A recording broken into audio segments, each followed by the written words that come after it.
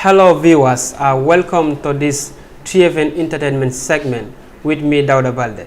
Thank you for joining us. This promised to be a thrill entertainment segment, a segment that will entertain you, inform you about Gambian music. Today, my guest in the studio is Alieu Badara from the Humanity Stars, who is a household name in the Gambia as far as music and entertainment is concerned. Mr. Badara, thank you for having you at the FAT Network and welcome to TFN Entertainment segment. Yeah, thank you, Balde. It's a pleasure being here. I'm saying hello to everyone that is watching FAT Network at this time.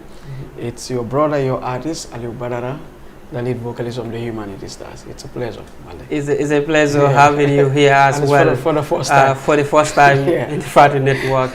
We are very excited to have you in this TFN Entertainment segment. And Mr. Badara, you are a renowned Gambian artist who focus on singing Mbalax, which especially the elderly people envy a lot and they appreciate it because it's the music that talks about the culture and how people live, which also the elderly people and the young ones, they all understand because it is done purely in the local dialect, which is to say Wolof, and it's superb.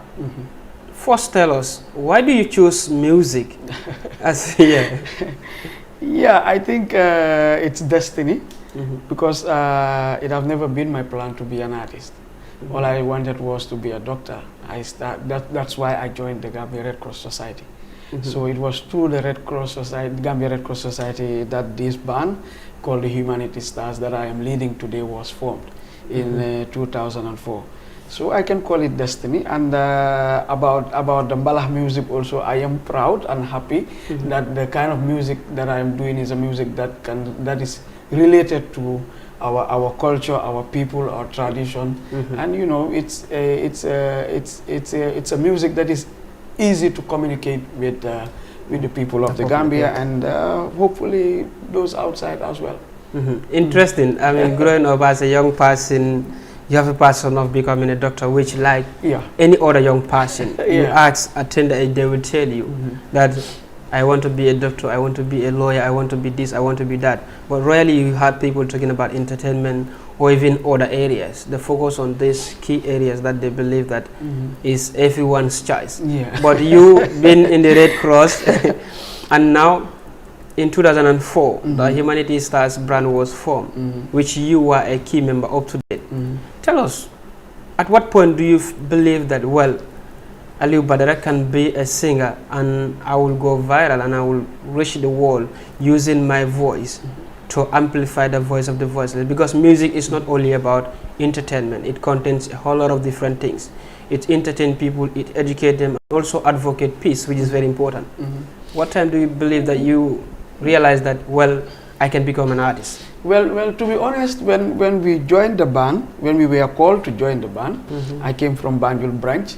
And I joined, and some other members came from KM branch. And when we all came to the Red Cross, at first it was just like something that we can, you know, just spend our time after school, you know. And actually that was why I did science in school. So when I graduated in 2003, I decided to join the nursing school at Banjul. In fact, I applied, and my brother was helping, Modu Kale. Until I was accepted, and unfortunately, I don't know in between what happened. You know, that's why I call it destiny. So along the way, I was, you know, stolen away by the feeling of entertainment, the feeling of music, you know, and then I started going deep into it. And after that, I started working at the Youth Ambassadors of Peace at their office as a not as a staff, but as a volunteer. And then after it started getting better there, but you know, when I came to thought of it, and then, you know, considering the fact that I've already started developing a very strong feeling and rapport with the band members, we all live together, we all, you know, we're doing a lot of stuff together. I said, you know what, let me just give it a try. And at the end of the day, I mean, it's like you said, it's one thing that people don't dream of becoming. Like if you are in school, if you ask questions, what do you want to be? artist, being an artist or a singer will people be the say last thing that will yeah. that will come to your mind. Yeah. So and I'm this kind of person who loves challenges. I always love to challenge myself. So I decided, you know what, I'm dropping this office stuff, so I'm going in for music. And I'm this kind of person, when I go in for something, I make sure that I learn it to perfection and also focus on it 100% to achieve my goals. And I think that's what's keeping me here. It's something that was a bold decision, because a lot of people today, they might tell you that the passion they have, something that they want to do, they don't end up doing it because of people decide for them. And it's not easy to make a decision. When you take a decision of your own, meaning now you are taking responsibility of your success. Especially in this society, in the society that we live in. You know, there are things that you dare not to tell your parents that, okay, I'm leaving this for this, you know. But luckily for me, I was not living at my home, at my family home, so I was living outside at a friend's compound, and then I joined the band members. We all lived together, so it was easy for me to, you know, maneuver around, you know. Yeah, so until before my parents and get to know about stuff, I've already established myself. So was your parents surprised for them to hear your first song? Because in most cases, artists will never tell their parents that I want to be an artist, but it will cut them in surprise. Sometimes parents will discover that this is my son performing in this show. At what point does your parents know that Alieu Badara is indeed into music? When I was invited at GRTS. By that time, Ansumana Drame was there. He invited me at the band, and we went and performed. That was the first day that everyone knew that, okay, Alieu Badara is now doing music. And you can imagine, because from my family, we don't do music. It's one thing that we just don't. Yeah. And luckily, my mom is this kind of person. She's open-minded. She never stops her kids from doing stuff that they want to do. Exactly. She will just advise you that this is what you want to do. Make sure you do it to perfection, and don't do this, don't do this, don't do this. Focus on your work. Luckily, she's that kind of a person. She's never given me any tough time when it comes to it. She knows that if you know your kid, you will know that this is one thing that he wants to do. That's why he's doing it. Léegi mën nañ si wax si wolof tuuti lu tax yow nga duga si music. Mbalax sa wolof doy na waar. I mean, it's crazy. Why you lu tax nga duga si music? I have terrible wolof. No problem. I understand. So that is why I'm always comfortable speaking in English. No, we can blend both. Why you lu tax nga choose music over becoming a doctor? Well, comme ni ma ko waxee rek xam nga nit tamit da nga di am sa buga yàlla mu def dogalam man dama jàpp ne music, it's destiny for me. It's not loo xam ne dama toog depuis time xale ne ok dama bëgg a nekk artist or nekk si and all that. Even though na ñi ma xamoon nañ ne I have this passion for listening to music, and I have my stars. You understand? So, but then come ne man suma bofa dina dem ma wëy and am records and am band di play music. That was not something that I dreamed of. So, along the way, buñ ma introduced to music through the Gambia Red Cross, and I fell in love with it. I think that this is one thing that I can do, and I know that it's a place or an area bo hamne I'm just free to express myself. Share my ideas, share my mind freely. It's just a world of its own. So, mu yóbbuwaale ma rek. Waaw ndax amoon na waxtu bi nga xamante ne yow mus nga toog nga ne man daal music xar ma bàyyi ko rek. Waaw non loolu nag du jeex.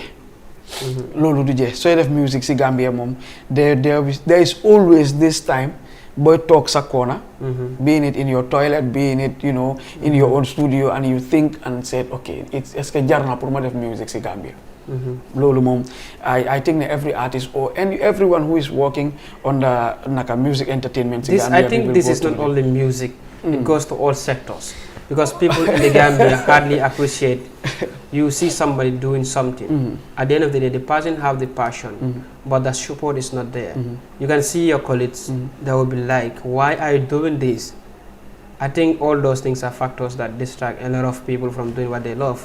Not only in music as well. Wow, that's very true. But Pullman, the main factor moy, Gambian be the way they support it. They only support you if they don't have an option. Exactly. Once they have an option, you are out of the picture. You understand? But tamit lusi gena tamit doy waar mooy people dañ just support based on kan laa like. You understand? Not supporting Gambian music, entertainment and stuff. So I understand.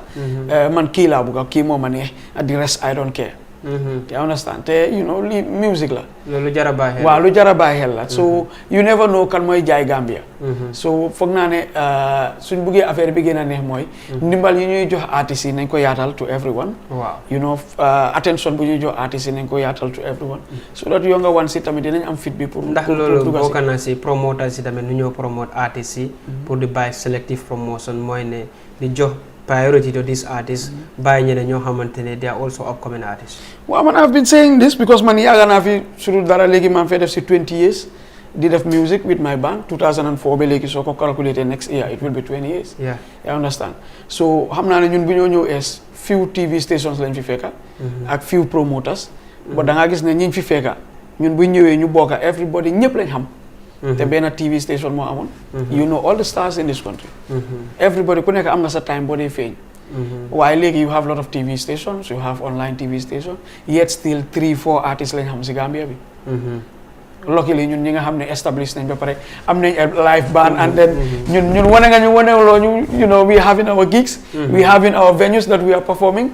so and music is taking good care of us alhamdulillah. waaye what will happen to the younger ones that are coming up? Yeah, it's a very good thing that they also should consider. Yeah, what will happen to them? Because every young artist is a potential artist. Nobody can last in that prime time forever. We have artists who are here, hit. Today they are gone, somebody is stepping in. So, legi nak ñu duga, you understand that you preparing to launch an album. Yeah. Which you name BURR ak KERAM. BURR ak KERAM. Wow, KERAM. Okay. So BURR ak KERAM. Tell us. It has been about 3 years Gambians don't hear about Alieu Badara and his music. So, were you on a preparation for the past 3 years to make sure that once you are done, you're going to launch an album? Wow, actually, we have 3 years ago, I'm getting an album. That was in 2020.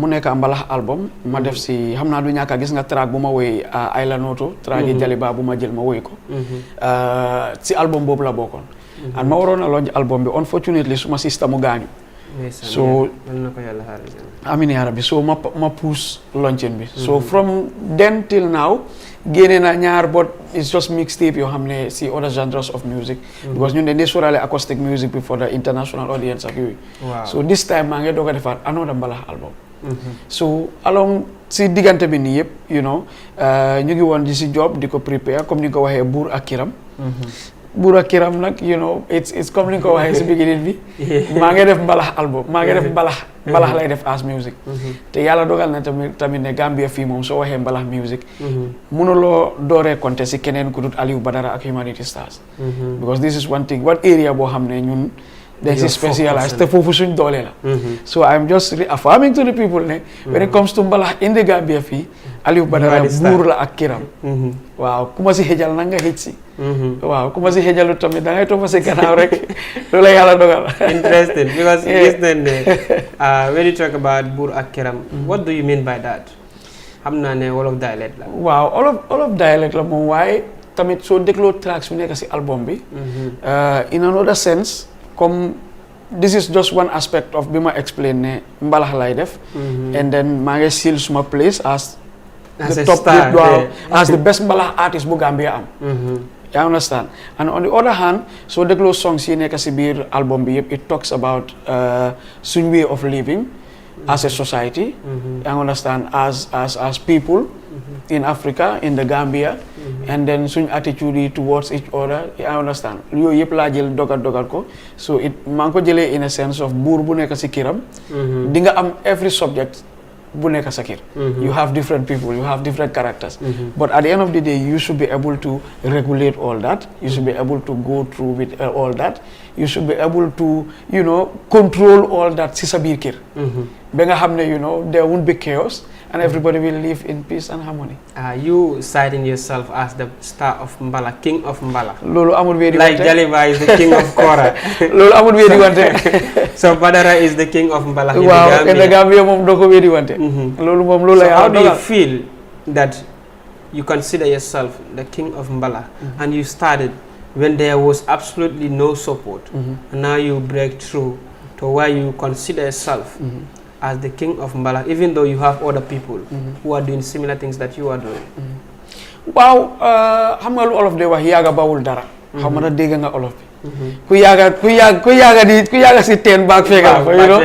Wow.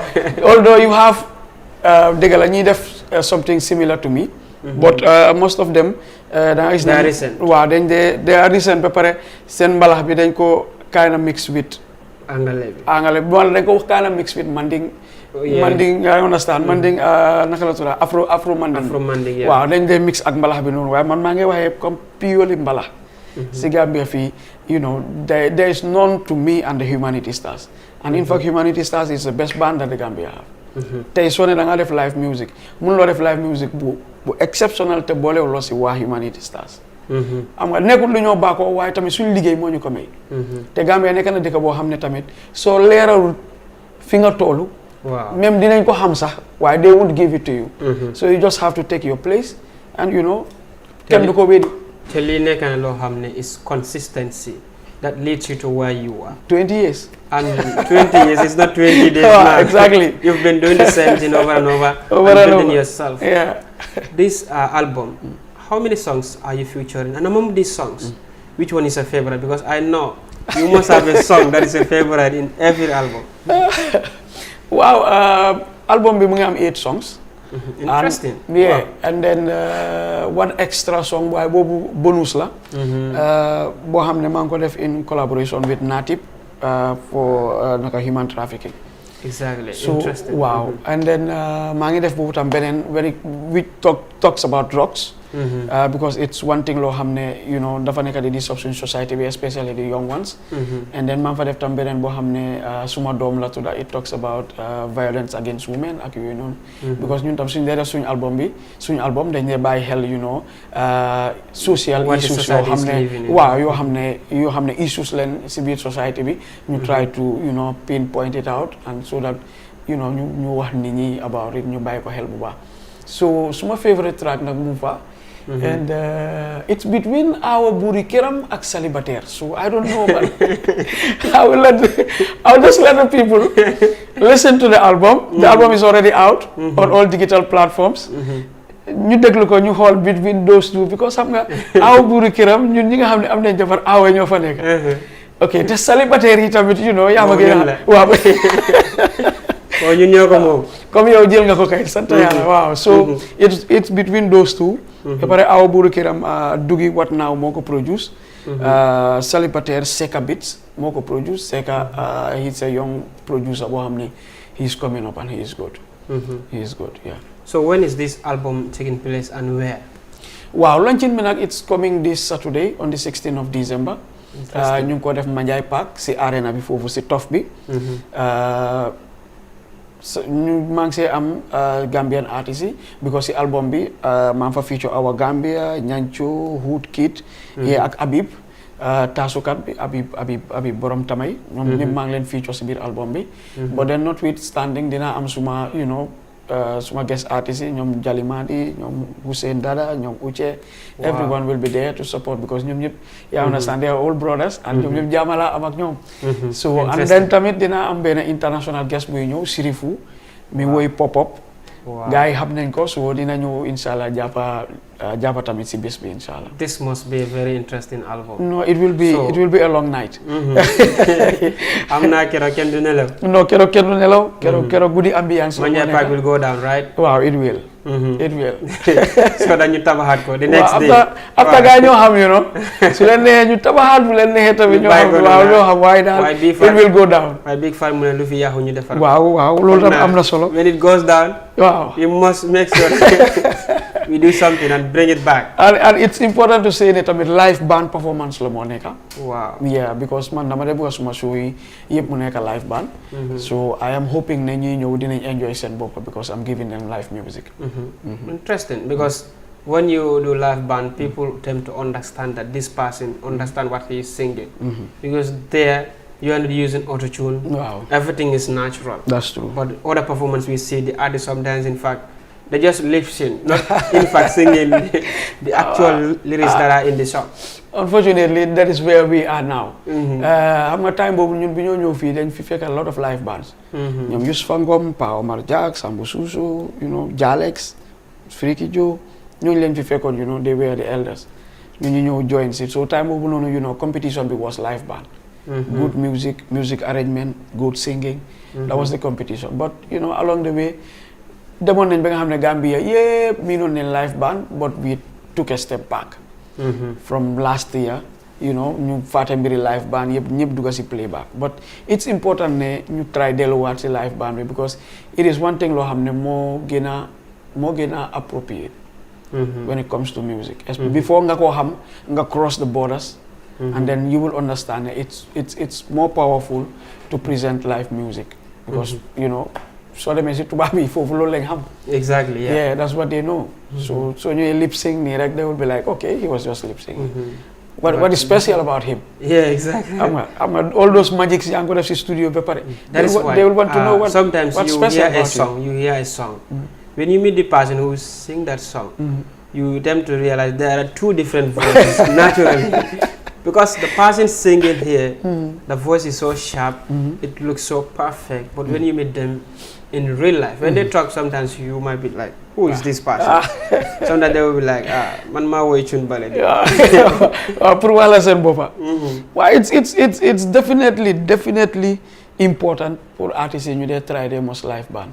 It is. Believe me, so again, they have the importance of it.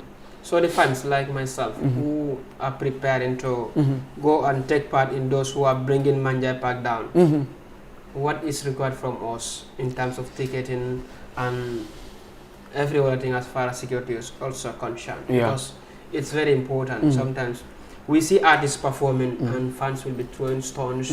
Some of them will do it out of excitement, but some people will do it out of maybe whatever other reason. So, wow, my event is different. I'm going most of the time, si rappers nga ko dey gis. Why come si beginning bi yow wax nga ko nga ne the kind of music that I'm doing, magi dañ ko dey like, you know, xalé dañ ko dey like, and then those in between dañ ko dey like. So my event obviously magi dañoo ñëw, xalé dañoo ñëw, ñi ci you know, it's more of a matured, you know, event is naka to that audience kay. Wow, even though xalé dinañ ñëw enjoy so why so ñëwé gis ay kilifa ngi tok. Obviously do dugga ci yene ba pare security is one thing lo xamne ñu nekkuñ diko caane because buga nañ ñi ñëw ñu sansé ba mu rafet, you know, bal la dañuy ñëw dance. So we want them to feel safe to come to the venue. Ba pare tickets yi advance tickets yi are out yesterday. 300 la at the gate, 400 VIP $1,000. So we just try to make it as cheap as possible so that in December, you know, you enjoy some proper half one. Lolo mom is very interesting. Yeah. So, I mean, Alieu Badara, when you talk about Alieu Badara, you're also not only into music, but you talk about songs that really advocate peace and also the issue of drugs, which both the artists and young people in this country are into. Which affects a lot of people, their careers. Whatever you're doing, when you enter into drugs, it hijacks your mind. Now these songs, what do you aim to achieve from these songs? Wow, you know, the biggest achievement that I would like to see is, you know, people listening to the song and I mean consuming the lyrics and the music and making sure that, you know, they use it to the best of their abilities. I don't understand. Because it's very important young mind be musoba. You understand? It doesn't mean you have to be high purunga, you know, def anything. Exactly. You know, purunga be an extraordinary person. It's just the mindset. Yeah. For an example, people will be like, Alieu, go stage. You know, you see thousands of people and you will perform correctly. You don't smoke, you don't drink, you don't, you know. You know, I just tell them it's all mindset. Yeah. So when you execute stage, I just set my mind, okay, this is the artist mood. I'm now up for performance. And I perform at the best of my ability. So why so believe sa mind yo purunga halat danga need pour mandi. Purunga halat, purunga perform danga need pour mandi. You know, purunga face need danga need pour mandi. You know, purunga janga danga need pour mandi. I mean, come on. Before you realize it, dafa fekk consume na la because after sa confidence foofu la moo wéeru. If you don't do it, meaning there is no confidence. You will lose your confidence. So they may for hamne tamet. There are strict rules. Yeah. Amuloko. What would you do? And we are all built strong. You know, ku yàlla bind rek daf la def nga dëgër. You know, it's just mindset. And let's try as young people. We are the future leaders of this country. Dëkk bi daf ñu soxla ëllëg. Waruñoo foye suñ mind yi. Waruñoo intoxicate ourselves. Ba nga xam ne ëllëg ak si biir duñ mun a njëriñ suñ society. You know, suñ yaay yi suñ papa yi suñ oncle yi ñëpp dañ ñu yaakaar. So it's important ñun tam as artists nga xam ne am nañ following. am na ñoo xam ne dañu dee déglu. We put that message outside ne avoid drugs. We don't need drugs to be who we want to be. I mean, organizing a program requires a whole lot of funding and arrangement. Where does Alieu get this source of funding, and what are the challenges that you face in terms of organizing this album, which is every artist's dream is to have an album, maybe every year or two? Yeah, it's a tough one. It's a tough one because especially this one, man ko def at a bigger venue. It's an outdoor event. So it's way more expensive than Yiman def si previous years. Because all you have to do is just rent a hall and bring PA system, you know, and you do the show. So this time around it's different. You rent a PA system, you're renting a bigger venue, you decorating the place, and then you bring in security and all that. It's way expensive. I understand, but thank God, you know, we did have few sponsors and also, of course, personal support. Why? Dinagina, you know, before Lulu, AfriCell Gambia Limited, the best GSM company in the Gambia, and the biggest. Yeah, I am their ambassador. I'm one of their brand ambassadors. Of course, they are supporting part of the event, which I am definitely very much grateful for. And then, you know, you also have some personal support from friends and fans, and you know, that's how it works. Yeah. So, if you are to ask for support at this time, as far as the album is concerned, what should it be? Well, we are almost done with the preparation. The biggest support that I will ask for is for people to buy my tickets and come to my show and support the event. It's your Gambian brother that is doing this, and I need all the support that I can have on that day, from Khartoum to Koina, the whole Gambia. Come out and support your brother. So where can people get these tickets, which are very cheap? Because $300, I think everyone can, many people can afford it. Yeah, right now if you go to Manjai Park, you ask for Bajibi, you will have the ticket, or you go to Manjai police station, you ask for Aziz, you will have the ticket, or you go to my social media. Aziz is someone that I know very well. Yeah, okay, that's fine. He's a young brother. He's a younger brother. Actually, and if you go to my social media pages, Alieu Badara Artist, you will see a list of people and their numbers that you can call to acquire the tickets. Because it's very important, people should know which number to contact when you want to purchase a ticket. Yeah, I can give out one number, 2322220. That's my BTS number, my manager. You can always call that number because Repeat that number. 2322220. If you call that number, you will have Bai, and then he will make sure that you get your ticket. For the advance ticket is just 300, but we have limited advance tickets. They are not much because we're hoping to sell more of our tickets at the gate to avoid, you know, copying and selling tickets, you know, around town. It's one thing that is happening. It's something that is always happening. It's happening, so we try. Because you will see a lot of people, and then and at the end of the day, the money is not. So this is one thing that we are trying to avoid. Even though we know that, you know, some younger ones will want to come, and they can only, you know, acquire the advance ticket, which is the 300 one. That's why we're taking out just few, so that they can have their advance tickets, and then the rest will be sold at the gate. I mean, we are running out of time, and you are also a very busy someone because organizing an event is not an easy thing. Of course. So what will be your final remarks? Well, to be honest, I am honored to be here at Fatu Network. It's at least for the first time. You know, I've always been passing by when you guys were at Karaba Avenue, and it's a pleasure being here at your new studios. It looks good, you know. And then lastly, Bugana Wahne Gambia, maa ngi leen a on the 16th of December si Manjai Park arena bi ngeen ñëw ma launch suma album BURR ak KERAM képp kuy aawo képp kuy yaayam baax képp kuy célibataire ñaareel yi you welcome and support. We have a beautiful night dina neex Gambian artists yi dinañ fa nekk to support and a special guest Sirifou from Senegal borom pop-up dina fa nekk so yéen ñëpp maa ngi leen a xaar Saturday December 16th at Manjai suma show nag duy guddee you know man duma dee def late show dama bëgg ñëpp ñu teel a ñëw 9 o'clock latest 10 ñu door show bi and then ma teel a jeex yeah, because I'm expecting, you know, dignitaries, I'm expecting big people. It's so it cannot be a very late show. Night show. Yeah. Because in most cases that happen too, before the dignitaries, they will be tired because you're going to be sitting the whole night. 2 hours, 3 hours. Exactly. Only to wait for the artists to turn up around 1, 2. Around 4. Exactly. And thank you Balde for having me. It's a pleasure having you. And inshallah on Saturday we will put Manjai Park down. Yeah. Manjai Park will go down on this Saturday. Sure. It's just like a day coming now because tomorrow is Friday. Yeah, tomorrow is Friday. So Saturday, now I think everybody should rush and grab a ticket. Exactly. When it's cheaper, so you can also be there at Manjai Park. Exactly. Inshallah, I'll be there before 8, so that I will do other things. Sure. Do my survey. Sure. And check the place out. Exactly. Yeah. Interesting.